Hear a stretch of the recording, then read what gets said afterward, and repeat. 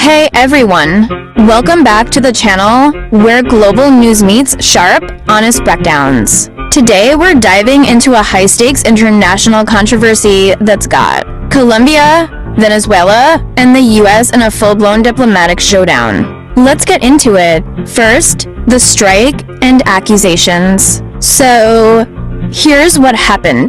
The US military struck a suspected drug-running submarine in the Caribbean. See, yes, a submarine, killing two people on board. Trump, in true Trump fashion, took to Truth Social, calling it a drug-carrying, loaded submarine filled with fentanyl and other narcotics. He says it was built specifically to smuggle massive amounts of drugs. But hold up, Colombia's President Gustavo Petro is furious. He says the sub wasn't smuggling anything, it was drifting, sending out a distress signal after a mechanical failure. Petro's exact words: he called the US strike an act of murder.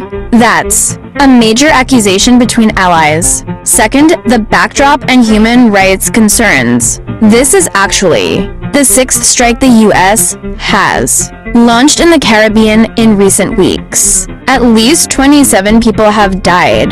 The UN is now involved, with experts calling these strikes potential extrajudicial executions. That's legal speak for you're killing people without trial or evidence. Meanwhile, Trump's doubling down, not just on Colombia, he's also threatening Venezuela, accusing them of flooding the US with drugs. He's even said he's authorized CIA operations in the country.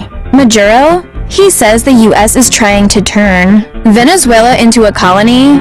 It's getting hot. And third, the bigger picture. Let's zoom out for a second.